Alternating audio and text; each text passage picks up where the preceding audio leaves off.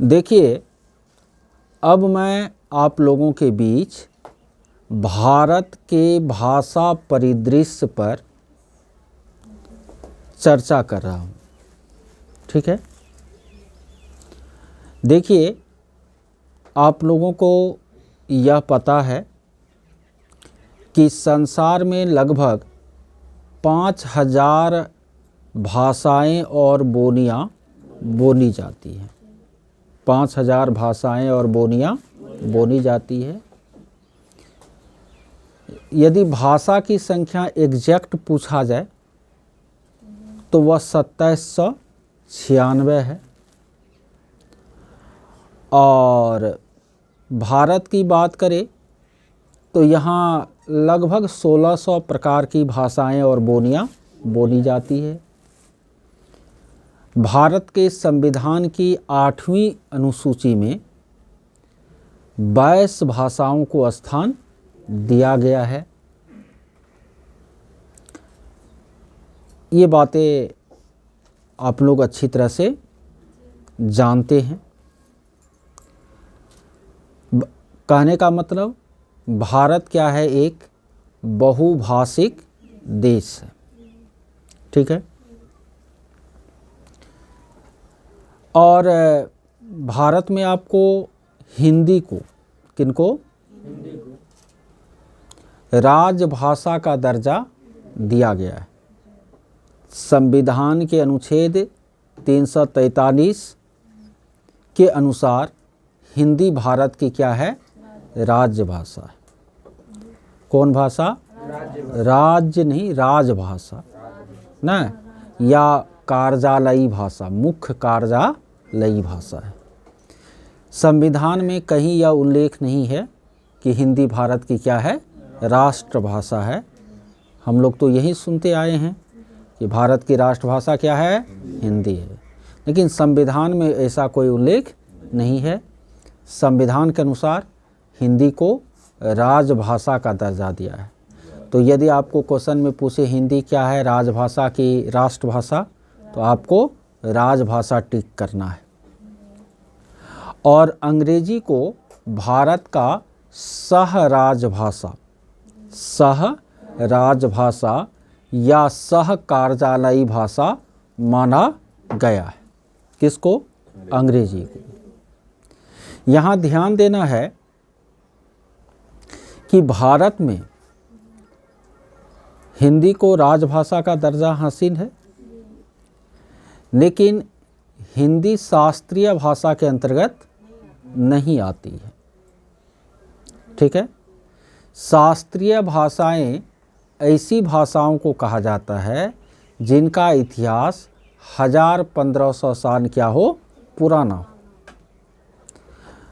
भारत में आधुनिक युग में प्रयोग की जाने वाली 6 भाषाओं को शास्त्रीय भाषा के रूप में चिन्हित किया गया है, और प्राचीन काल की 2 भाषाओं को भी शास्त्रीय भाषा के रूप में चिन्हित किया गया है। यानी प्राचीन काल से अभी तक जो चली आ रही है, ऐसे 6 भाषा जो प्राचीन काल में थी और अभी लुप्त हो चुकी है, ऐसी 2 भाषा को न भारत में शास्त्रीय भाषा के रूप में चिन्हित किया गया है। तो 6 भाषा कौन कौन है? 4 गो तो दक्षिण भारत का भाषा है न, कर्नाटक का कन्नड़ न, आंध्र प्रदेश का तेलुगु, तमिलनाडु का तमिल, केरल का मलयालम न। कन्नड़, तेलुगु, तमिल, मलयालम 4 गो हो गया। उड़ीसा का ओड़िया भाषा 5, और संस्कृत 6। ये 6 गो शास्त्रीय भाषा हुआ जो प्राचीन काल से अभी तक उपयोग किया जा रहा है। और 2 गो और भाषा है, पाली और प्राकृत। पाली और प्राकृत ये प्राचीन काल में उपयोग होता था, अभी उपयोग नहीं होता है। वो भी आपको शास्त्रीय भाषा के, वो लिपि है, खरोष्ठी लिपि वो। हाँ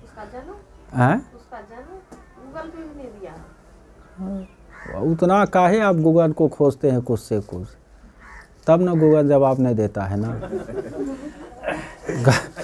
गजब है।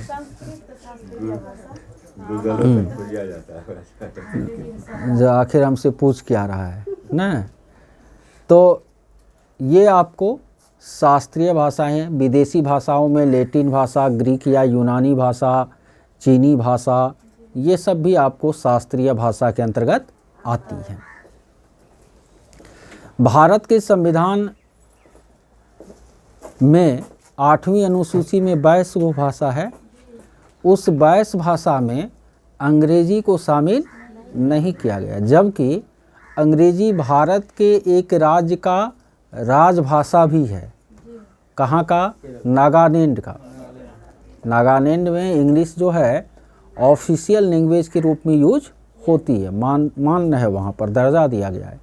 लेकिन 8वीं अनुसूची में अंग्रेजी आपको शामिल नहीं है। उर्दू, हिंदी, नेपाली, न कश्मीरी, सिंधी, पंजाबी, नोट में 22 भाषा का नाम लिखे हैं, वो आपको क्या है?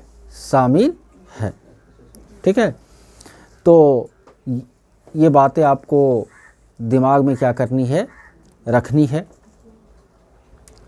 और जानते हैं आपको NEP 2020 जो आया है ना, उनमें आपको बहुभाषावाद को बढ़ावा देने की बात की गई है। और इसमें आपको कहा गया है कि भारत के बच्चे जो है त्रिभाषा सूत्र जो कोठारी कमीशन के संस्तुति के अनुसार चली आ रही है, उस सूत्र के अनुसार ही भाषा को क्या करेंगे? पढ़ेंगे। लेकिन शास्त्रीय भाषा को बच्चे अब वैकल्पिक भाषा के रूप में क्या करेंगे? पढ़ेंगे। किस रूप में पढ़ेंगे? वैकल्पिक भाषा के रूप में पढ़ेंगे। तो अब कुछ ऑब्जेक्टिव टाइप में मैं बोल देता हूँ। आपको यदि क्वेश्चन में पूछ दिया कि भारत के संविधान की कौन सी अनुसूची भाषा से संबंधित है, तो 8वीं अनुसूची न। 8वीं अनुसूची में कितनी भाषाएं हैं? 22 भाषाएं हैं। 8वीं अनुसूची में कौन भाषा शामिल नहीं है? अब ऑप्शन दे देगा कश्मीरी, असमिया, न डोंगरी, अंग्रेजी। तो आपका उत्तर क्या हो जाएगा? अंग्रेजी न। फिर क्वेश्चन दे दिया अंग्रेजी को भारत का कैसा भाषा माना जाता है? सहराज भाषा या सहकार्यदायी भाषा। हिंदी भारत की कैसी भाषा है? राजभाषा है न। क्या हिंदी भारत की राष्ट्रभाषा है? नहीं है। अनुच्छेद 343 किससे संबंधित है? हिंदी को राजभाषा बनाने से संबंधित है। शास्त्रीय भाषाओं में कौन कौन भाषा आता है न? तो कन्नड़, तमिल, तेलुगु, मलयालम न, ओरिया, संस्कृत, पाली, प्राकृत, ग्रीक, लैटिन, ये सब शास्त्रीय भाषा में आता है। हिंदी आपको शास्त्रीय भाषा में नहीं आता है। वो दूसरे देश का है। ग्रीक भाषा, यूनानी भाषा जो है वो आपको यूनान देश है न, उनकी अपनी भाषा है। तो ये बातें आपको क्या रखनी है? याद रखनी है। ठीक है, चलिए इस वीडियो को बंद कर दीजिए, फिर नया